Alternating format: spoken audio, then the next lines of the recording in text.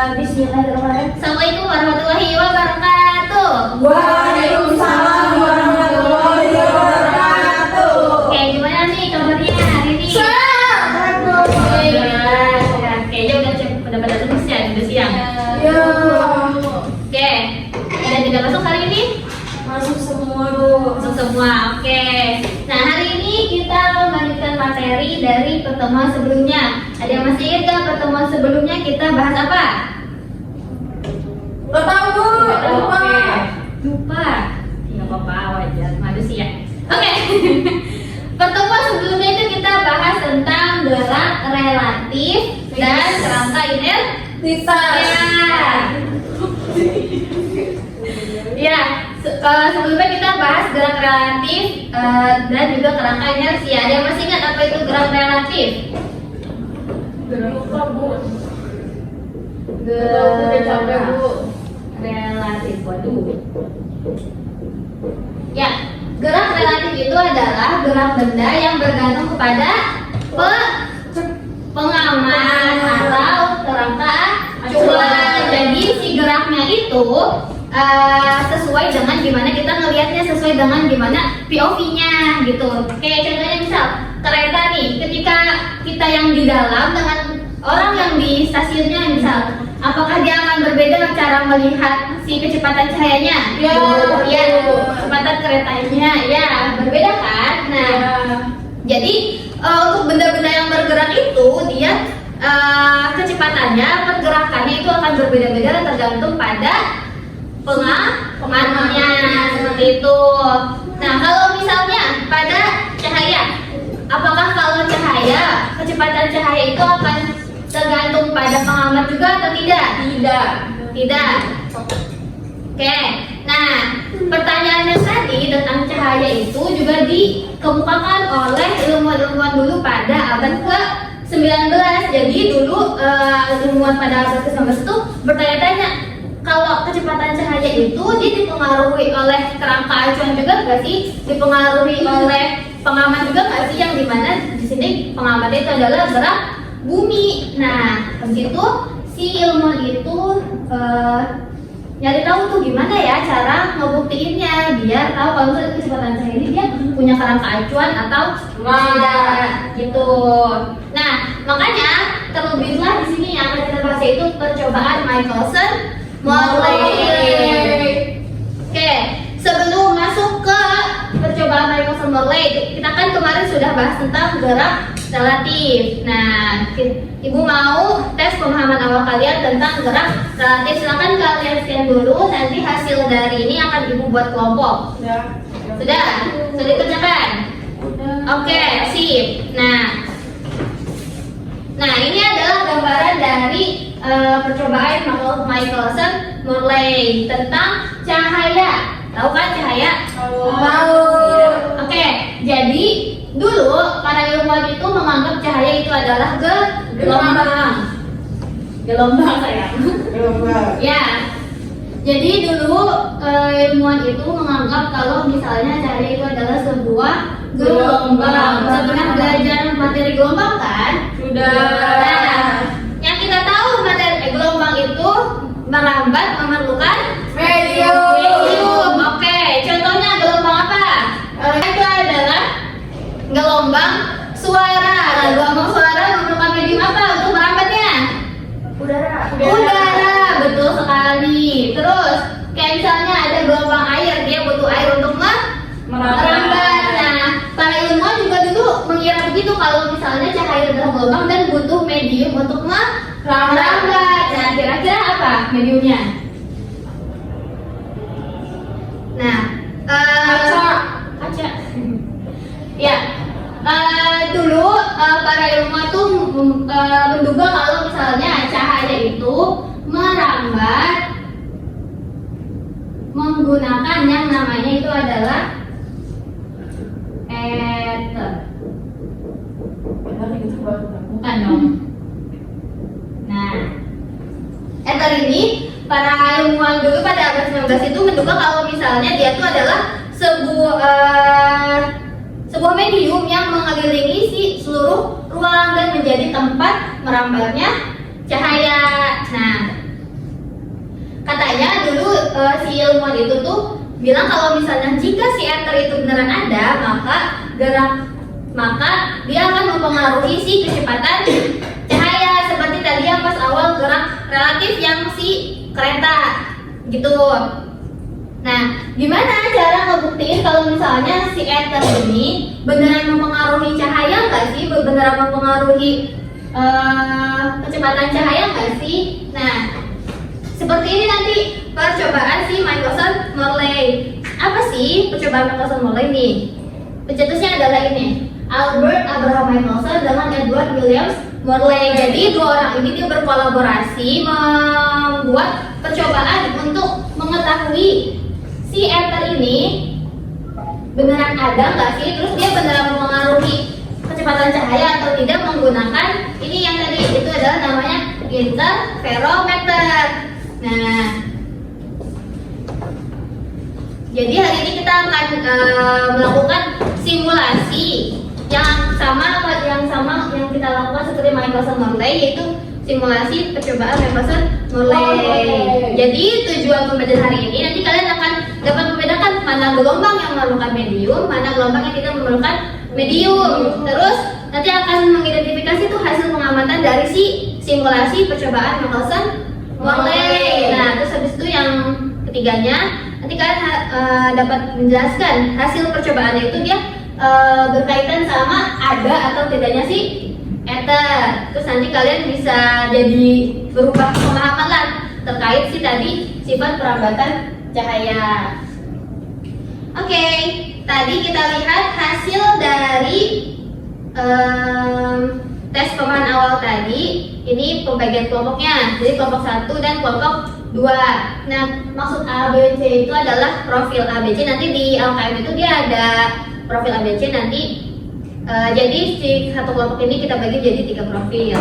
Kelompok pertama ada Lisa, Mustafa, Rizky, dan kita. Kelompok 2 ada Bella, Reva, Novita, dan Ridwan. Ibu bagikan dulu LKM-nya.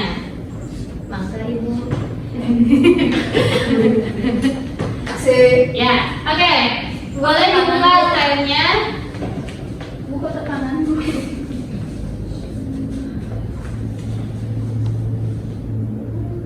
Oke, LKM-nya. Isi dulu nama kelompok dan nama anggotanya. Sudah, oke. Nah, boleh dibacakan orientasi masalahnya. Ada yang mau bacakan? Pada abad ke-19, para ilmuwan beranggapan bahwa cahaya berkembang gelombang sehingga memerlukan medium untuk menghambat.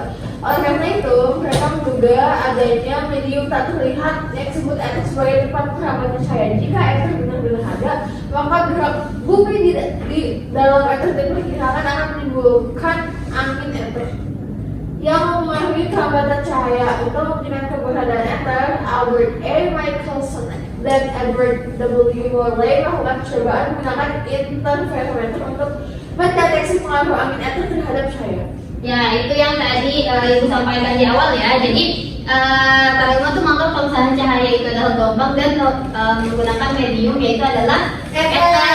Nah, katanya ether itu bisa mempengaruhi kecepatan cahaya. Jadi kita akan mencari tahu apakah benar ether itu ada dan apakah beneran mempengaruhi kecepatan cahaya atau tidak. Nah, tadi kalian sudah baca orientasi masalah, silakan kalian isi bagian merumuskan masalahnya. Hanya ada satu, apakah cahaya memerlukan medium untuk merambat? Hanya ada satu. Sudah diisi? Oke, berikutnya merumuskan hipotesis dugaan sementara. Jika ether benar-benar ada, maka ketika kecepatan ether diubah pada simulasi percobaan Michelson-Morley, apa yang akan terjadi? Silakan diisi di LKM-nya itu sama alasannya.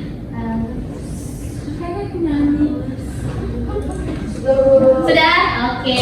Nah, di bawah ini itu adalah barcode dan link untuk simulasi percobaan Michelson-Morley. Kalian bisa bisa scan ininya, barcode-nya untuk simulasinya. Oke, nah seperti inilah penampakan dari simulasi percobaan Michelson-Morley. Kalian bisa baca di LKM bagaimana caranya terus kalian coba dulu sendiri, kalian eksplorasi simulasinya bagaimana cara simulasi ini digunakan, terus bagaimana apa yang kita dapatkan dari simulasi ini dan apa implikasinya kepada si tadi ether itu. Silakan kalian coba dulu. So, gimana? Kelompok 1. Ini Bu udah. Udah. Emang gimana? Ini gini kan Bu ya? Oh gitu iya. Kelompok 2. Bisa Bu. Bisa. Bisa. Bisa. Oke. Tidak ada kendala Bu. Oh, tidak ada kendala, bagus. Oke. Tapi biar Ibu jelasin ulang ya. Jadi di simulasi Michelson Morley ini kita ada beberapa komponen. Pertama, nih kalian lihat yang di panah kuning ini. Nah, panah kuning ini itu adalah sumber cahaya. Nah, yang di tengah ini adalah berkas kaca. Jadi nanti si sumber cahaya ditembakkan, dia akan terbelah menjadi 2. Ada yang ke sini, nih ke sini, ada yang ke sini. Nah, ini adalah si cermin. Nanti dari cermin itu dia akan dipantulkan lagi cahayanya menuju bawah. Nih yang abu-abu bawah ini dia adalah layar interferensi. Jadi nanti yang kita lihat adalah pola interferensinya. Apa itu interferensi? Ada yang masih ingat? Gamblang Bu. Pola gamblang. Betul. Jadi nanti kan si sumber cahaya itu dia akan terbagi menjadi 2, kemudian akan bersatu kembali di pola interferensi. Nah, hasil penggabungan 2 gelombang itu dia akan menjadi pola terang gelap. Iya betul. Pola terang gelap. Nah, jadi yang akan kita lihat itu pola terang gelapnya, apakah dia nanti bergeser atau tidak. Kalau misalnya si ether itu ada atau tidak. Oke, kita coba untuk yang kecepatan 0. Jadi ini untuk mengatur kecepatan ether. Paling ujung sini pasti dia 0. Kita coba. Sumber cahaya ditembakkan, kemudian dia terbelah menjadi 2, ke atas dan ke samping. Kemudian dia akan balik lagi ke bawah. Kita perhatikan di bagian layar diferensinya. Kita tandain tuh, oh ketika dia kecepatan ethernya 0, dia ada di titik itu. Kita tandain tuh, oh dia di situ. Lihat ya.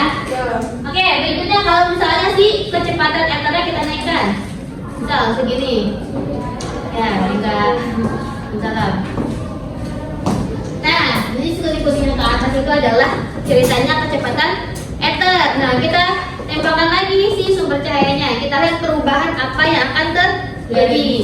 Nah, kita lihat sumber cahayanya terbagi menjadi 2 lagi, kemudian terpantulkan, kembali lagi.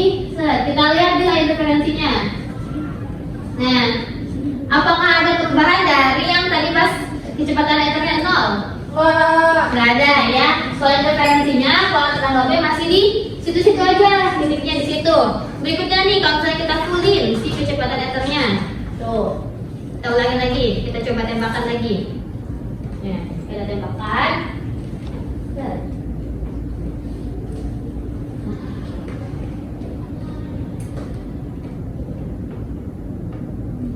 Kita lihat nilai interferensinya. Nah, dia kembali ke posisi yang awal, ya enggak? Sama enggak posisinya? Ya, posisinya sama. Jadi dia tidak ada pergerakan atau pergeseran pola interferensi. Nah, bisa kalian isi di bagian kalian isi di bagian hasil pengamatan tuh. Hasil pengamatan pola interferensi, apakah ada pergeseran pola atau tidak?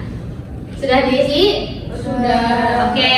Nah, data yang tadi kalian sudah dapatkan, kalian isi di bagian analisis data. Di sini ada 3 analisis datanya, ada profil A, B, dan juga C. Silakan kalian isi sesuai dengan tadi yang Ibu sudah share. Tadi kan ada A, B, C-nya. Kalian isi. Kalau mau diskusi dengan temannya sangat boleh. Ataupun ada yang mau tanyakan kepada Ibu, silakan. Kalian isi dulu untuk analisis data. Sudah? Coba lihat. Ini. Oke. Mana coba? Sudah? Oke.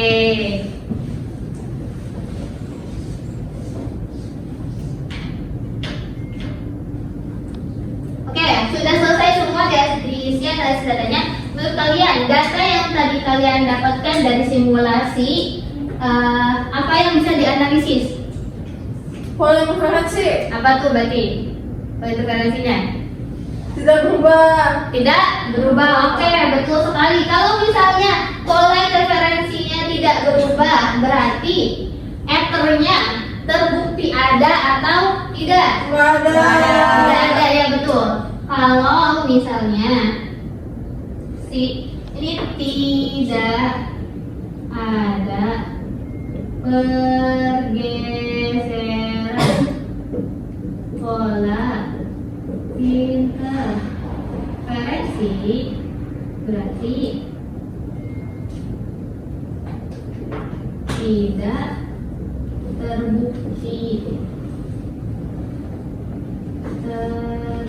terbukti ada. Ether. Oke, sip. Betul ya. Jadi kalau misalnya tadi kan kita lihat dia tidak ada pergeseran pola interferensi, berarti dia tidak terbukti ada ether. Oke, nah terakhir nih kita isi bagian kesimpulan. Silakan kalian isi bagian kesimpulannya. Ada 3 tuh, berarti apakah ether terbukti ada berdasarkan percobaan tadi? Ada. Ada. Nggak ada. Oh ya, tidak terbukti. Iya, tidak terbukti ya. Tidak ada berarti. Terus bagaimana hasil percobaannya dengan pola interferensinya?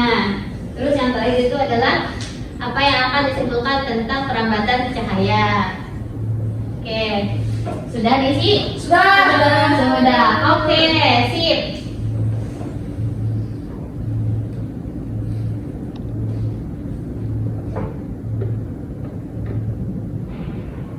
Oke, nah jadi tadi kan kita sudah belajar tentang percobaan Michelson-Morley yang dimana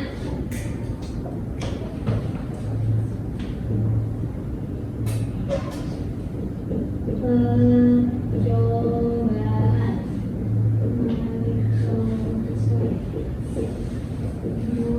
Michelson-Morley. Nah, yang dimana awal hipotesisnya apa berarti tadi untuk percobaan Michelson-Morley? Ether ada. Iya betul. Awal hipotesisnya,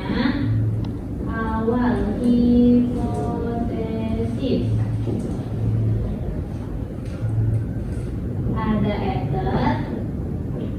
Untuk apa ether itu?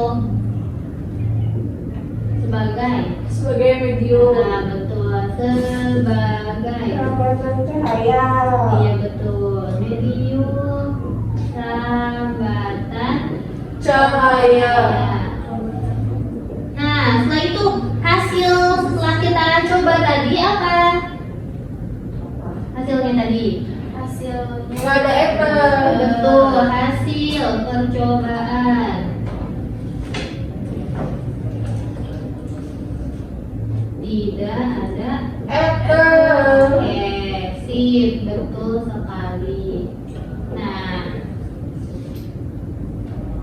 Nah, karena dia tidak ada ether, berarti dia jadi bertolak belakang sama teori gerak relatif. Nah, yang dimana kan kalau gerak relatif, kalau misalnya